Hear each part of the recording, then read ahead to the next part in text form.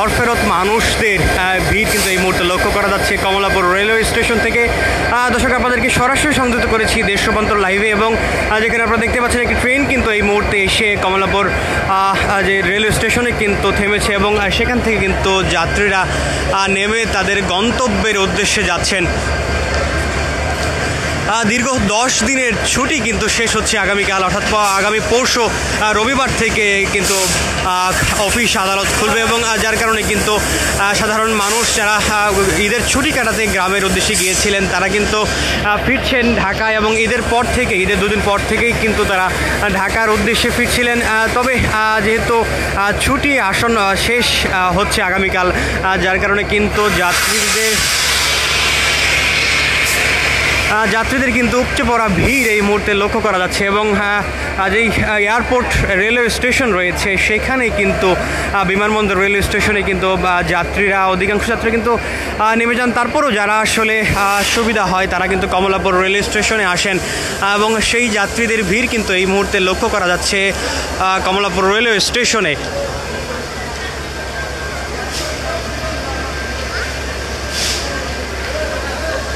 দীর্ঘ 10 দিনের ছুটি শেষ হচ্ছে আগামীকাল, এবং গত 7 জুন কিন্তু ঈদুল আজহা উদযাপিত হয়েছে, এবং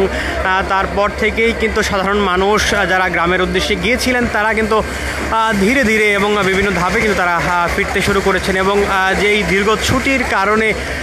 কিন্তু অনেকটা ভোগান্তি ছাড়াই সাধারণ মানুষ ঢাকায় ফিরছেন, এবং কর্মজীবী যারা রয়েছেন তাদের অফিস আদালত কিন্তু আগামীকাল খুলছে, এবং বিভিন্ন বেসরকারি প্রতিষ্ঠানের কর্মজীবীরা কিন্তু অনেক আগেই চলে এসেছেন।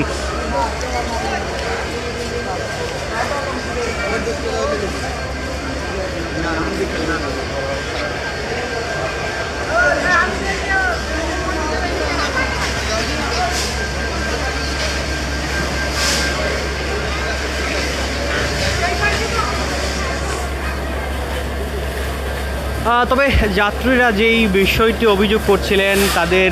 ঈদে অর্থাৎ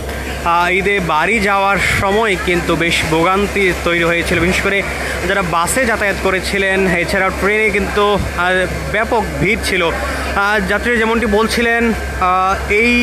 ঈদের ছুটিটি দীর্ঘ ছুটি থাকলেও কিন্তু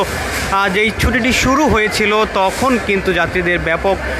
অর্থাৎ একই সাথে ছুটি হওয়ায় কিন্তু শিক্ষা প্রতিষ্ঠান যেমন আগে ছুটি হয়ে গিয়েছিল, এবং অফিস আদালত এবং যে প্রতিষ্ঠানগুলো রয়েছে এবং চাকরিজীবী যারা রয়েছেন তাদের ছুটি একই সাথে হওয়ায় কিন্তু তাদের এই ভোগান্তি হয়েছিল, যেমনটি কিন্তু হয়নি গত ঈদুল ফিতরে। এবং যাত্রীরা বলছিলেন ঈদুল ফিতরের মতোই যদি ধাপে ধাপে ছুটির যেই সময়টি সেটি যদি করা হয় তাহলে হয়তো তাদের ভোগান্তি অনেকটাই কমবে যাত্রীরা। তবে ঈদের পর যে দীর্ঘ ছুটি এবং তারা কিন্তু ঢাকায় ফিরছেন অনেকটা ভোগান্তি ছাড়া, সেই বিষয়টাই কিন্তু যাত্রীরা যখন আমরা কথা বলেছিলাম যাত্রীর সাথে তারা কিন্তু সেই বিষয়টি উল্লেখ করছিলেন।